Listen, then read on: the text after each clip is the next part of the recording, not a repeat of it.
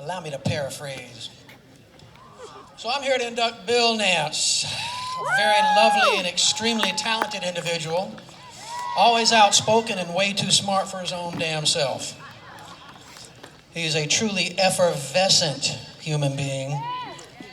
Bill Nance, give it up for him. Thank you.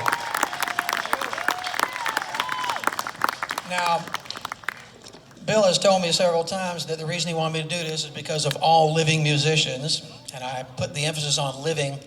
I have known him the longest, because I met him when I was in high school. And the first time I met him, I hated him. He was loud, crude, rude, brash, vulgar, obnoxious. He was full of himself, and he was just the most annoyingly know-it-all son of a bitch I think I'd ever met. And it was just like looking in a mirror. Let me clear that up for you.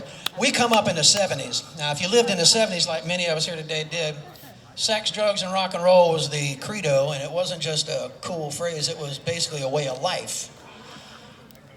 Speaking for myself, I took a lot of drugs, I drank a lot of booze, and I hung out with a lot of wild, wanton women who were wanting to be wild, baby. Bill's from that school, Brad's from that school, Frank's from that school. We're all survivors, because I was talking to Joe Wilson yesterday, and I'm damn glad he's still alive because he's had some health issues, and we were talking about that. We lived a life, but we lived through it, and we learned something from it and got through the other side. So, needless to say, me and Bill did not get along. Subtlety was not our strong suit, but the boy could play. So, back in them days, like I said, we butted heads a lot, so we didn't work together a lot. So I can't really tell you Bill Nance stories from back then because I hated the bastard, and it was reciprocated. So I was always out on the road. I was a road dog. I was playing with some cheesy rock bands, getting in trouble, getting thrown in jail, having drug issues, things like that. And while Bill was here in town, and he played with pretty much everybody in this town. If there was an open gig, Bill would take it. If you had a dance band, you called Bill. If you had funk, if you wanted to play some soul, some hip, anything, any kind of funky stuff, you called Bill. If you wanted to play country, you called Bill. If you wanted to play rock, you called Bill. So he played with pretty much everybody. He's one of the only guys I know who's been in at least as many bands as I have, if not more, and has logged as much live and studio time as I have, if not more. I got to know the boy as the friend and musical cohort I have now when I moved back from Texas, and I'd gotten off the booze and the dope and started being more of a human. And I came back here and I saw Bill was playing all over the place with, again, everybody. And I've been fortunate over those last 25 years or so that I've been able to play with Bill a lot, whether it's been like the blues club stuff, and I've helped him with, he plays with me in Super Deluxe, party band I'm in. He's does the Allman Brothers thing with us and does a fabulous job, and he's part of my sensational snake charmers. Now, the highest compliment I can pay the boy is to tell you this. When I do a snake charmer gig, if you know anything about me, you know that I have impossibly high standards that I set for myself, and I make everybody else adhere to them as well, which is kind of difficult sometimes because it's rough to satisfy my musical visions. I can't even do it. So the first three people I call is J.T. Rollison on drums, Tim Kirkendall on bass, and Bill. Now, I like to use the analogy of baking a cake when I put these bands together because I like to bake. If you're going to make a good cake, you got to have the right ingredients, you got to mix them up proper, and you got to bake them right. Anything else, and you're going to come up with just shit. So that's the first thing I'd do.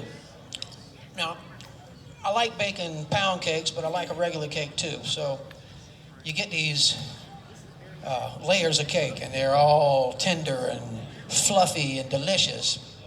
But without some sugary icing, it's just a bunch of flour and eggs. And for me, icing got to have a cup of sugar and 2 sticks of butter, or I ain't eating it. It's got to be sweet enough to give you a heart attack, but make you happy you're having the heart attack because it tastes so good. Bill is part of my icing. he is a cup of sugar and 2 sticks of butter. Because he can give you a heart attack with his playing, but you don't care because it's making you dance and it's making you feel, and that's what's important about it. Now, I tell you that so I can tell you this. The last Snake Charmer gig, we were doing this Sea Level tune, Grand Larceny, which is a favorite song of mine from the Jumper Cable days. And I've always played it 3-piece, so that's how I arrange it. So I had to make a different arrangement to include keyboards and sax and all, and it was sounding pretty good. So it's the last song of the night, and it comes time for Bill to take a solo. It's just point and click. So I'm over on the side, and I stop playing, and I'm just getting into it because it's cool. So Chick Corea is one of my favorite players of all time. And when Bill started playing, it was almost as if Chick Corea had gotten up out of the grave, walked onto my stage, and sat down and played. And it was amazing. Bill just killed it. And it was one of the coolest things I've ever heard him play, and I've heard him play a ton of stuff. But it was like Chick Corea was there. It was amazing. And he just killed it. And that's why myself and so many people call Bill, because he gets it done. Now, he gets it done, and it's not only local folks. I mean, he does the Blues Challenge every year, so there's people on the other side of the world that know who the guy is, that he's played with, and that call him for work because he's that good. He does it without an attitude, and he does it without an ego. He just shows up, you tell him what you want done, and he does it. Now, he's what I consider an OG, as is Brad and Frank, myself, Bobby, Wayne Mitchum. There were guys that came up through the shit. It's a criminal term, but if you're part of the music business for more than a couple of minutes, you realize that the music business is basically a criminal enterprise. So it'll chew you up and spit out your bones if you ain't careful. So OGs, again, not only live the life, but they live through it. They come through it on the other side with something that they can offer you, something they can give to you. We're survivors. Bill is a hell of a survivor because he's been through the ringer. I also consider him to be a consummate artist. Now, for me, music is the best form of art. You write a book, you publish it, people read it, yay. You paint a picture, you put it in a gallery, people look at it, that's cool. You write a song, you go play it. 9 times out of 10, you've got an audience. So you give that to them, they give it back to you. And you take that and you give it back to them, and they give it back to you again. It's kind of a circular motion, like a Mobius strip. It never stops. Mobius strip, see what I did there?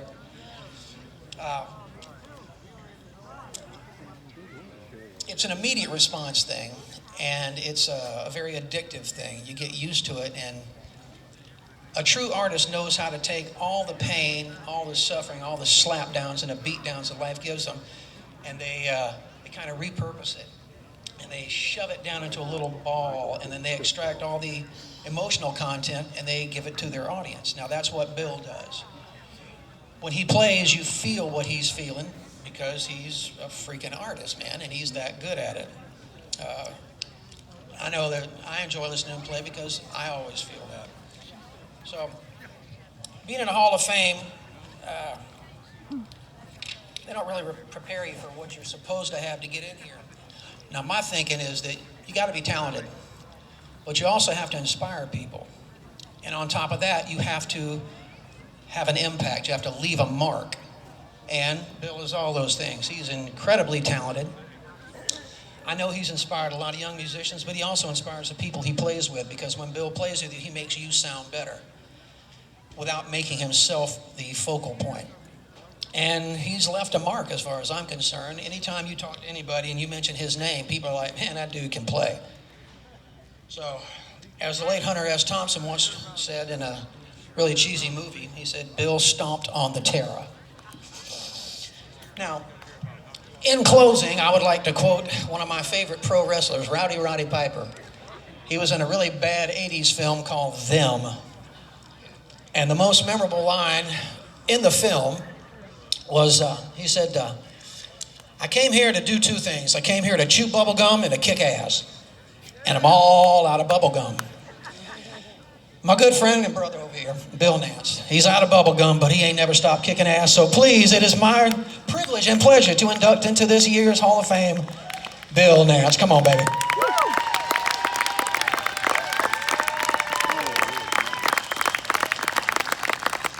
hell am I supposed to follow that? Wow. That's a profound statement, isn't it? Oh my God, my sister Becky's out here, and my nephew Stephen, and there's so many more of my family I wish could be here today and aren't. I was the youngest of four. I come by this honestly. I'm a fourth generation performer. My great-grandfather, probably because he didn't want to be a farmer and was looking for a way to get out of actually doing honest labor, was doing vaudeville, minstrel shows, stuff like that. And my great-aunt Margaret used to play piano behind him in vaudeville, and my grandmother turned pages while she played.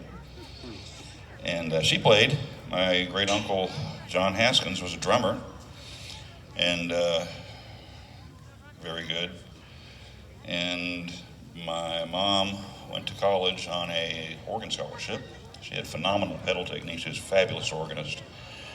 Becky can play. She's guitar, piano, choir. Elizabeth, the oldest,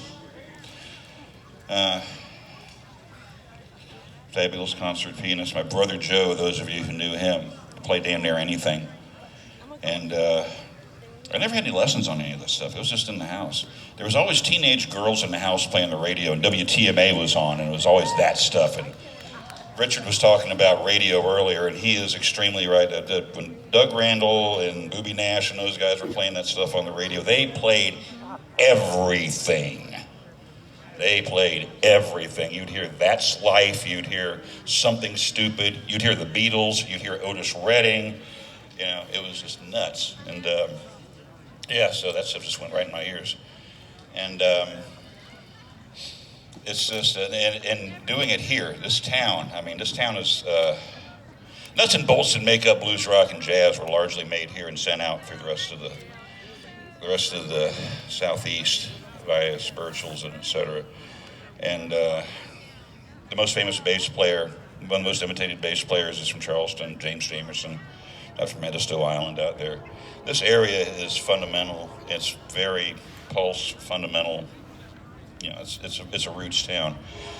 And it was trying to play music around here like that. It was, you did that or you couldn't play. And I learned very quickly to sit down, shut up, and play. Because I got my butt handed to me trying to be cocky too many times because there's too many good players here. I got a class I'm going in here with. Brad Handy, I remember seeing him. First band I played in was out at Folly Beach. Gary Bays was our drummer. And he left when that band kind of went, actually, they fired me from that band and hired Joe Fike, who's coming in this year. And I saw Joe play and I said, okay, I can dig it, because, oh my God, he's good. And so Brad's coming in this year, Joe Fike's coming in this year, Ronnie Williams, oh my, I got a bunch of this is a good class this year. I got a really good class coming in here with Frank Carl here, my God. So anyway, yeah, this was the level of stuff I had to kind of keep up with, and I learned to sit down and don't try to be a star, just play. Try to play the tune as best as you can play it and make it happen, because, you know, I got Bill Driscoll down here, and but when I first started playing with him back in the 80s. Drew May, who's my first next door neighbor, another one from this class. So literally, I've been pestering him my whole life. Yeah, he came out with one of the first things he said, I'm not a musician, I'm an entertainer. You're a musician, you're here to make me look good. I said, I got no trouble with that, because it's fine, because I can't do that. You know, you can do that, and I can't. And so, well, just back and forth. This is what we do. You got entertaining music, you have musical entertainment, and hopefully you've got a big circle where the two go around each other, which is one of the reasons we've got this thing going on here, Lowcountry Blues Connection. We do the jam every Sunday except for the second one over there at the pub on 61. We'll be doing it today. When I get out of here, I got to go run over and go finish setting that up.